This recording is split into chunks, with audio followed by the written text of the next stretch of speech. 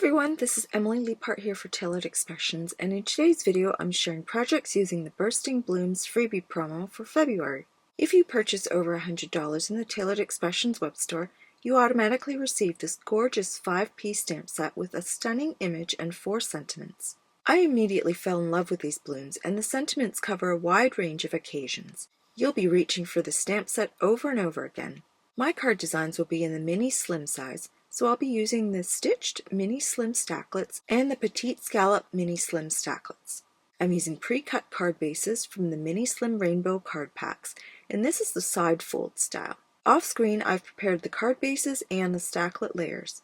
This is the Granny Smith card base, Lavender Glaze scallop layer, and Sugar Cube stitched layer. I have used the largest dies in each of those layering sets, but you'll see that I've die cut the center of the lavender layer using the second size of the stitched stacklets. I do this because I covet my Tailored Expressions cardstock, and shipping internationally is at a premium. No one would ever know that the centerpiece is missing, and I can use it on another project. For my second card, I'm using the Jelly Donut card base with a gold glitter scalloped layer and a Sugar Cube stitched layer. Again, I've cut out the center of the gold glitter layer, and this cardstock might be more valuable than the colored cardstock. Now I'm going to stamp the Bursting Blooms. For the first design, I'm going to feature the entire image diagonally across the stitched stacklet. Since it's fairly large, a couple parts of it will hang slightly off the edge. I'm going to move the cardstock over so the image can fit in my mini Misty. Since the cardstock is not right in the corner of the Misty, I will add some tape to make sure it doesn't move when I stamp it a second time. I ink the blooms with Oreo ink and stamp it twice for a solid inking. Next, I will prepare a mask for my second card design. I want to stamp these blooms repeatedly across the length of the card, so I will need a mask. I only need the top part of the image, so I stamp that and trim it out with my scissors. These blooms have large round petals, so it wasn't too difficult to cut out. The great thing about creating a mask like this is it can be saved for future use.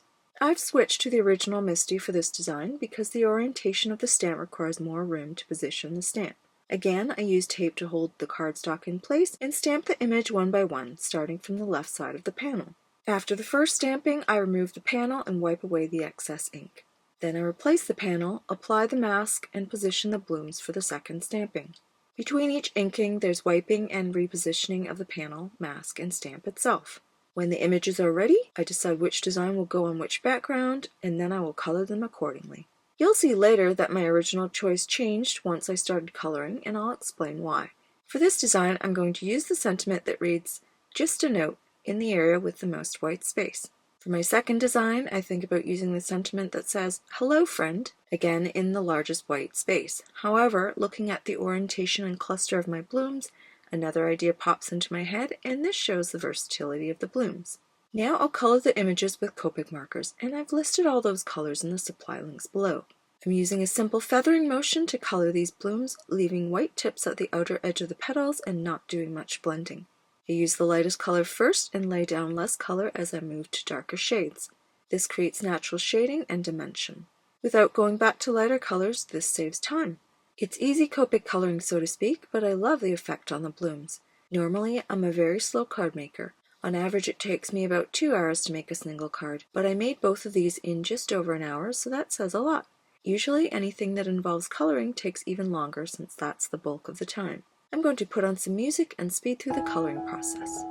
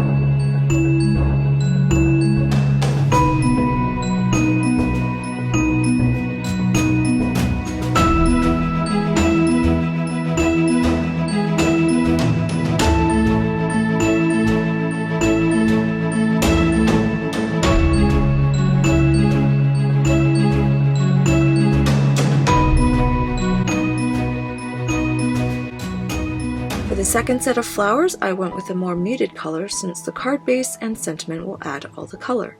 These blooms are so beautiful when colored. I just love them and see myself using them a lot. Plus, they'll pair up so well with other images and sentiments. After the coloring is done, I'm ready to stamp the sentiments. As I mentioned earlier, I used the Just a Note sentiment on the first card. Here's where I hold the colored images up to the card bases and scalloped frames to see which looks better with which card base colors. I decided to swap them from what I had originally planned. Then I used liquid glue to adhere the scalloped layer to the card base and a tape runner to adhere the stamped panel. Now my first card is done. It was so simple and quick to create. For about a second I thought about adding some embellishments, but decided to leave it as is and let the blooms shine. For the second card, I attached the gold glitter frame to the jelly donut card base to help determine the color of the other elements comprising the sentiment. I stamped the On the Block Happy using both lavender glaze and jelly donut to create an ombre effect. I could have used a sponge dauber to soften the transition lines a bit, but I wanted to work quickly to show you how easy it is to create this effect. By stamping it twice, the lines are already softened and it certainly doesn't have to be perfect to be pretty. After I die cut the Happy with its coordinating die, I've also pulled the pre-stamped Easter from Building Blocks Happy Edition, which was white embossed with sugar cube ink on Oreo cardstock. I use a tape runner to adhere the blooms to the card base, then use foam sticky strips to pop up the sentiment for a bit of dimension. Now my second card is done. Here's a closer look at the finished cards, both using the Bursting Blooms February freebie in different ways. I love both of these equally and can't choose a favorite. Do you prefer one over the other? I hope you're inspired to create with the Bursting Blooms stamp set. You can find all of these products in the Tailored Expressions web store at tailoredexpressions.com. Thanks so much for watching, and I'll see you again soon.